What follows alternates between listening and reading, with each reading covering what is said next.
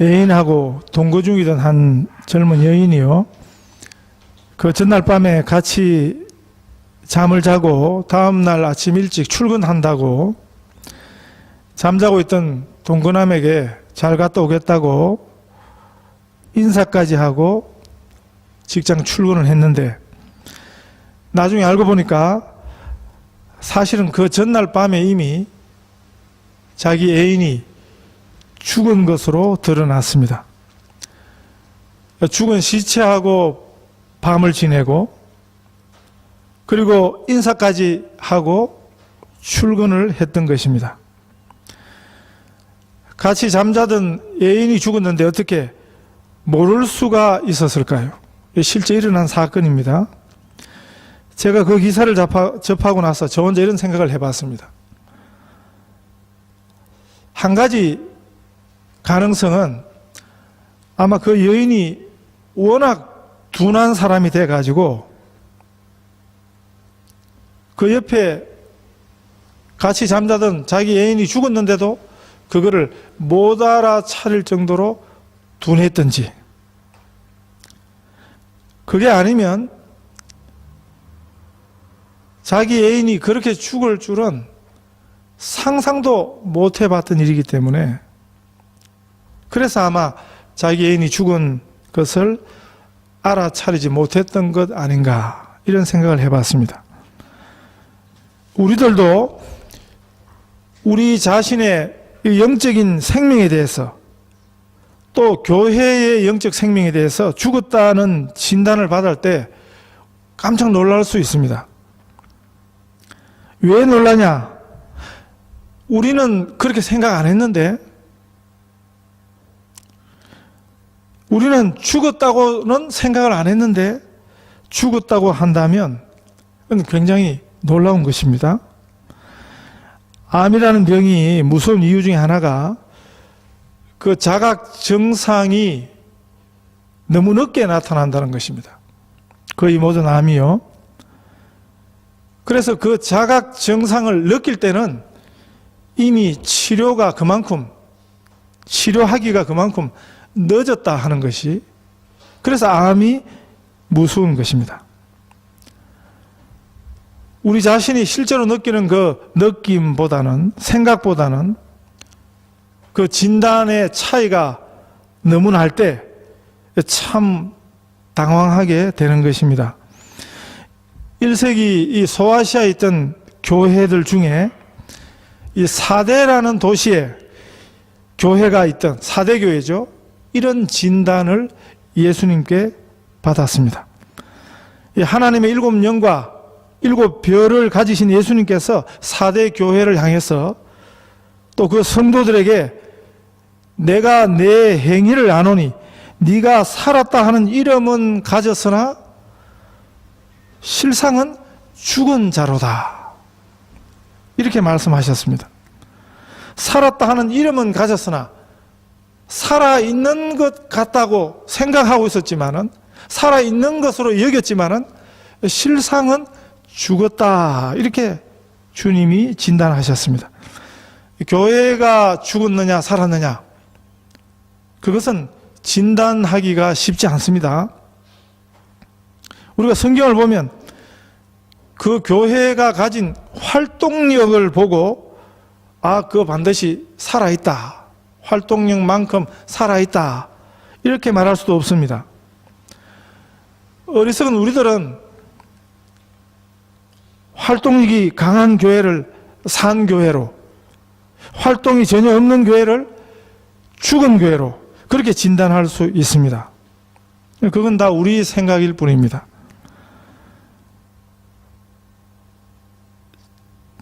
중국 가서 보면 마음껏 활동할 수 있도록 공산당이 허락한 교회, 3자 교회거든요. 아무 제지도 하지 않습니다. 3자 교회 꼭대기에는 공산당에서 파견된 당원이 한 사람, 사실은 교회 중요한 정책을 감시하기도 하고 결정하기도 하니까, 공산정부로부터 허락받은 교회니까 마음껏 활동을 합니다. 여기 비하여 지하교회는 예배 드릴 때 커튼 다 긋고 캄캄한 방에서 소리가 새어 나갈까 싶어서 그렇게 그냥 숨죽인 듯이 그렇게 찬송도 하고 그렇게 기도도 하고 그렇게 예배를 드리고 있는데, 과연 그러면 마음껏 활동하는 삼자교회는 생명력이 있는 교회고 살아있는 교회인가? 거기 반해서 대낮에도 커튼을 쳐놓고 숨죽여 예배하는 지하교회, 북한에도 이런 지하교회가 여러 군데 있다는 그런 보고가 있습니다. 그러면 그런 교회는 그건 죽은 교회인가? 우리 생각하고 다른 것입니다. 교회와 성도를 향한 참된 진단은 예수님만이 하실 수 있습니다. 우리도 성도들을 보고 저 사람은 죽었어, 저 사람은 살았어 표현할 수 있지만 그건 맞지 않는 것입니다.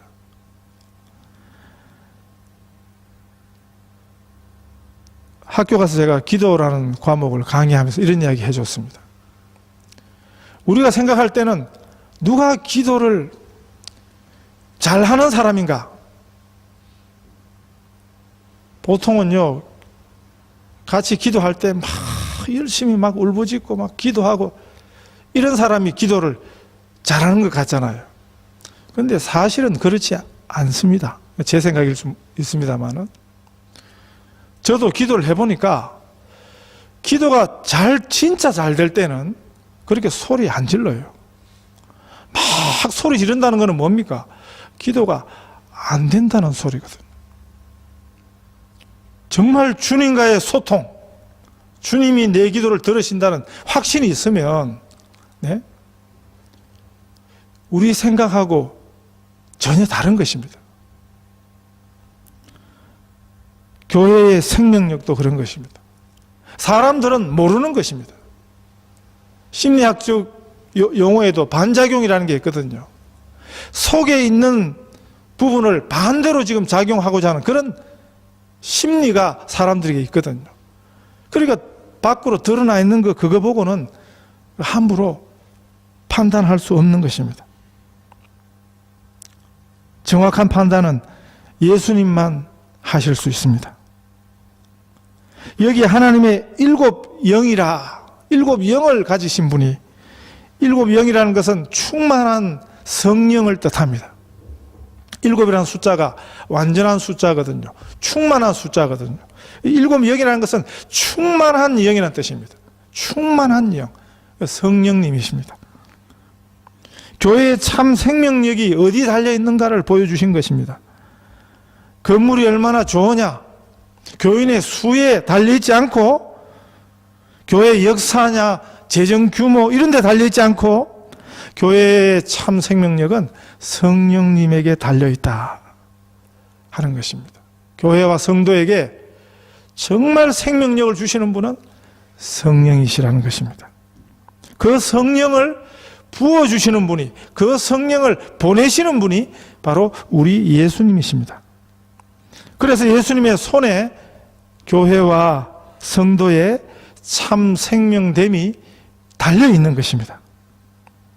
우리가 기대하는 것도 마찬가지입니다. 우리가 바라보아야 할 것도 마찬가지입니다. 그래서 우리가 예수님을 바라보아야 하는 것입니다. 우리가 성령님을 기대해야 하는 것입니다.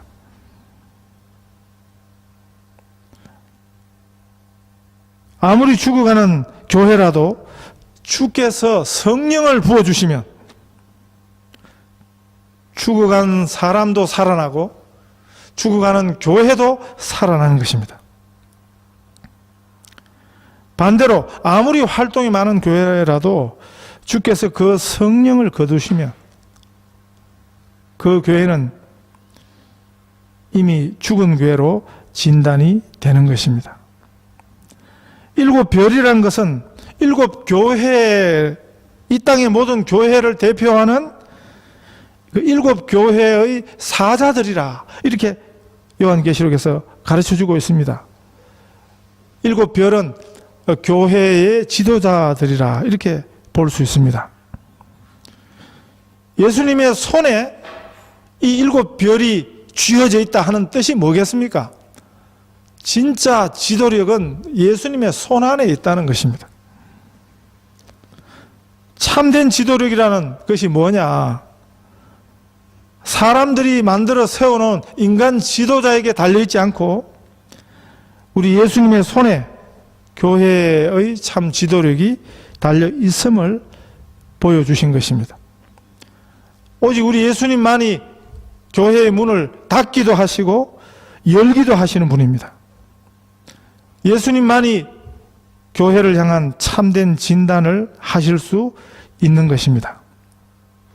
이 본문의 사대교회는 7교회 중에서 참 불쌍한 교회 중에 하나입니다.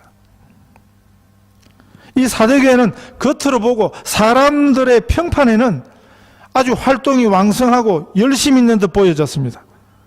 그러나 참으로 중요한 분, 우리 예수님이 보실 때에는 살았으나 살았다 하는 이름은 있으나 실제로는 죽은 교회가 사대교회였습니다. 과거에는 살았는지 몰라도 지금 이 교회와 성도들을 보시는 주님의 저울에 달아보니까 모자란다 하는 것입니다. 이 사대교회에 주신 편지를 읽어보면 다른 교회들과 같은 문제들이 발견되지 않습니다. 교회 외부로부터 강력한 박해가 있었다든지 또는 교회 내부에서 교회를 호도하고 유혹하는 그런 세력들이 있었다든지 그런 내용이 있지 않습니다. 살았다 하는 이름이 있었던 교회였습니다. 사람들로부터 꽤 좋은 평판을 받았던 것 같습니다. 적당하게 세상과 잘 타협하고 살면 세상이 절대 욕하지 않습니다. 우리가 세상으로부터 좋은 평판도 필요합니다마는 그렇다고 세상의 평판이 목적이 되어서는 안 되는 것입니다. 이 세상과 적당히 타협하면서까지 좋은 평판을 받으려고 애쓸 필요는 없는 것입니다. 우리가 세상으로부터, 세상 물로부터 소금기를 우리는 꼭 지켜야 하는 것입니다. 교회는 교회다움으로 오히려 이 세상에 빛을 주어야 되는 것입니다. 이 세상에 소금 맛을 줘야 되는 것입니다. 사람들의 평판을 너무 좋아하면 사람들의 평판 그 자체에 놀아나서 교회의 본질인 소금기를 빼앗기게 되는 것입니다. 우리는 사람들로부터 좋은 말, 좋은 소문을 들으려고 애써도 정작 중요한 우리 주님의 평가에는 무심해 있지 않습니까? 하찮은 인간들의 소리에는 그렇게 우리가 우리 중심을 휘청거리면서 그 인정받기에 목말라 하면서도 불꽃 같은 우리 주님이 보시기에 우리가 어떤 자인가, 우리가 어떤 교회인가 오히려 무관해 있지 않습니까? 사대교회는 살아있는 교회다라고 하는 사람들의 평판에 불과하고 주님이 보시기에는 살았으나 죽은 교회였습니다. 사대교회를 향한 사람들의 평판과 세상의 평판과 우리 예수님의 평가가 전혀 달랐던 것입니다. 사람들이 볼 때는 꽤 괜찮은 교회였는데 예수님 보실 때는 죽은 교회였습니다. 죽었다는 말은 그곳에 생명력이 없었다는 것입니다. 경건의 이름과 모양은 있는데 경건의 능력이 없었습니다. 예배도 꼬박꼬박 드려졌습니다. 영국의 많은 교회들처럼 한 달이나 두 달에 한 번 주일 예배 드리는 그런 교회가 아니었습니다. 1년 가도록 변변한 행사가 없어서 그래서 죽은 교회가 아니었습니다. 그 외양은 요란해도 살았다 하는 이름은 가졌으나 죽은 자의 모습이 주님의 눈앞에 드러난 이 사대교회의 실체였습니다. 우리도 사람이 아니라 세상이 아니라 예수님 앞에서 우리 자신을 비추어 보아야겠습니다. 사람들은 우리를 살았다 하는데 과연 주님께서 우리를 이름으로만 살은 자로 보지 아니하실는지 겸허히 우리 자신과 우리 교회를 돌아볼 수 있어야겠습니다.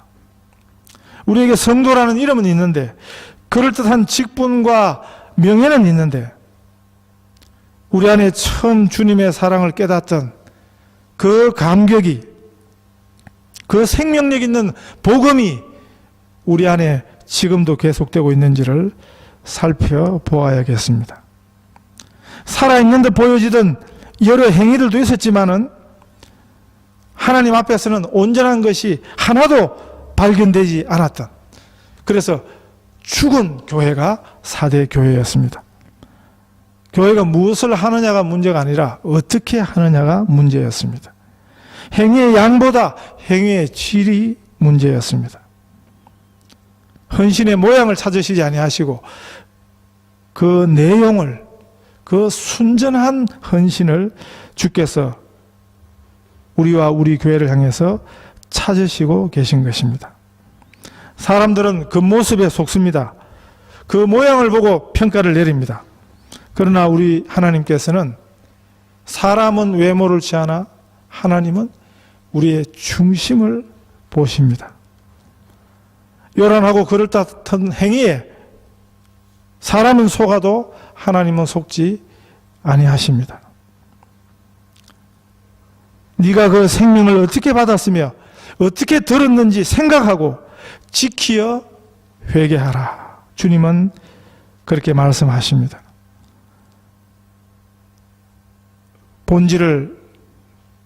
본질대로 회복하라는 말씀입니다. 그 과정을 아까워하지 말고 처음으로 돌아가라는 말씀입니다. 늘 어린아이가 되어야 하는 것입니다. 쉽게 처음으로 돌아갈 수 있는 것, 그것이 축복입니다. 만약 회개하지 않고 일깨우지 아니하면 주께서 도적같이 이르겠다, 그렇게 말씀하십니다. 이 사대라는 도시는 절벽 위에 세워져 있던 그 절벽 위에 요새와 같은 도시가 사대였습니다. 그래서 어떤 대적이 와도 사대를 함락시키기가 쉽지 않았습니다. 사대를 침공할 수 없는 난공불락의 성이 이 사대였습니다. 그런데 예수님께서 이 사대교회에 편지를 써 보내시기 이전에 이 사대라는 도시의 역사 속에서 보면 그럼에도 불구하고 절벽 위에 세워져 있는 요새 같은 도시였음에도 불구하고 2번 침공을 받은 기록이 있습니다. 그게 똑같은 이유였는데 절벽을 너무 믿고 절벽 아래에서 기어 올라오는 적을 방심했던 이유가 그 이유였습니다. 알렉산더 대왕이 이 사대성을 함락했습니다. 여러 번 시도를 했습니다마는 절벽 위에 도시니까 함락하기가 쉽지 않았습니다. 모든 시도가 실패로 끝났습니다. 그랬을 때 알렉산더가 누구든지 이 사대성을 함락하는 방법을 가져오는 자에게는 큰 상을 내리겠다, 그렇게 공포했습니다. 한 병사가 계속 이 성을 밤낮으로 관찰을 하기 시작했습니다. 우연히 사대성 위에 한 경비병이 투구를 절벽 위에서, 성 위에서 떨어뜨렸습니다. 그랬더니 그 경비병이 그 투구를 주우려고 몰래 산 아래로 내려오는데 어디로 내려오는가 봤더니 아주 가파른 그 절벽 거기에 산염소가 다니는 그 길을 타고 내려왔다가 올라가는 것을 본 것입니다. 온전한 방패막이가 될 걸로 안심하고 이 경계를 게을리했던 바로 그 부분으로 원수들이 침공을 한 것입니다. 이 4대 도시의 사람들이 그걸 기억하고 있었습니다. 그리고 역사 속에 2번이나 그런 일이 있었습니다. 예수님께서 지금 이 사실을 떠올리면서 4대 교회 성도들에게 경고를 주신 것입니다. 만일 너희들이 너희의 죽은 행실을 회개치 않으면 너희가 안전하다 할 때에 내가 너희에게 도적같이 임해서 너희를 심판하리라. 이렇게 경고하신 것입니다. 도적이라는 것은 생각하지 못하고 있는 자에게 무서운 것임을 주님이 말씀하셨습니다. 그러나 깨어있는 성도들에게는 우리 주님이 신랑으로 오실 것입니다. 주님의 오심이 한편의 사람들에게는 깊은 밤중에 갑자기 만난 도적과 같을 것이고 그건 큰 심판을 상징하고 있습니다. 그러나 다른 한편의 사람들에게는 깨어서 믿음을 지킨 성도들에게는 신부가 그 신랑을 기다렸다 맞는 그 기쁨이 있을 것입니다. 이 복음의 참된 생명력을 상실하고 실상은 죽은 자의 모습으로 주 앞에 드러난 이 교회에도 이 절망적인 상황 가운데서도 비록 몇 안 되는 수이지만 그 옷을 더럽히지 아니한 자들이 있었습니다. 우리가 사는 이 세상 세태의 힘은 무섭습니다. 교회도 삼켜버릴 수 있는 그런 능력이 있습니다. 그러나 성경이 가르쳐주는 비밀 하나는 뭡니까? 이 세상은 온전한 믿음을 절대로 이길 수 없다는 것입니다. 이 세상이 삼킬 수 없는 그 옷을 더럽히지 않은 예수님의 표현이죠. 적은 수이지만 그 신실한 성도들이 그 교회에도 남아 있었습니다. 주님은 이름 없이 여기 언급되는 살아있는 성도들을 보신 것입니다. 이들로 인하여 이 4대 교회의 심판이 유보되고 있었습니다. 이기는 자는 이와 같이 흰옷을 입을 것이요 내가 그 이름을 생명책에서 반드시 흐리지 아니하고 그 이름을 내 아버지 앞과 그 천사들 앞에서 시인하리라. 예수님이 이렇게 말씀하십니다. 여기 흰옷은 성경에서 하나님의 백성됨을 표지로 등장하는 표현이 흰옷입니다. 믿음의 싸움을 싸워 이긴 자가 입는 하나님의 성도라는 살아있는 자라는 그 증거가 흰옷 입은 자로 표현되고 있습니다. 특별히 사대라는 도시는 그 당시에 염직 산업이 발전되어 있던 도시였습니다. 한국 따지면 아마 대구 같은 도시일 거예요. 그래서 그 4대 성안 길거리에는 온갖 물감을 칠한 화려한 옷을 입은 사람들이 많았습니다. 그들이 붙들고 있었던 이 세상의 자랑을, 영광을 그 화려한 옷 색깔로 과시하던 사람들이었습니다. 잘 차려 입은 옷에 그들의 자랑이 있었습니다. 그래서 아마도 그런 유행이, 그런 세상의 풍조, 네? 옷을 잘 차려입은 그런 풍조가 교회 안에도 들어왔던 것 같습니다. 길거리에서만 패션의 유행을 첨단을 달리고 있었던 것이 아니고 교회 안에서도 그 도시의 멋을 자랑하는 사람들이 많이 있었습니다. 오늘도 마찬가지지요. 이 세상의 풍습을 교회 안으로 끌고 오는 사람들이 있습니다. 그러나 이 세상에서의 자랑거리는 우리 주님 앞에 오면 부끄러움이 될 수 있습니다. 성도에게는 오히려 세상 옷이 안 맞는 것입니다. 여기서 옷은 단지 옷만이 아닙니다. 그 옷이 갖는 상징성이 있습니다. 성도에게 꼭 맞는 옷이 무엇인가? 본문이 알려주고 있습니다. 예수님께서는 이 세상의 영광과 자랑으로 자신을 더럽히지 아니하고 그 믿음을 온전히 지킨 성도들에게 이 세상과의 싸움에서 유혹에서 승리한 이 성도들에게 예수님의 보배 피공로로 깨끗이 한 순결한 성도의 상징인 흰옷을 입히시고 하나님 아버지 앞과 천사들 앞에서 시인하겠다, 이렇게 약속하셨습니다. 우리 성도들과 교회는 이 세상의 영광과 자랑으로 살지 않고 우리는 십자가의 그 능력으로, 십자가의 피에 씻은 그 의의 옷을 힘입고 우리는 살아야 하는 것입니다. 그래야 교회와 성도의 생명을 잃어버리지 않습니다. 우리가 생명을 회복하는 것은, 유지하는 것은, 그 비결 하나는 십자가를 붙드는 것입니다. 십자가의 예수님을 가까이 하는 것입니다.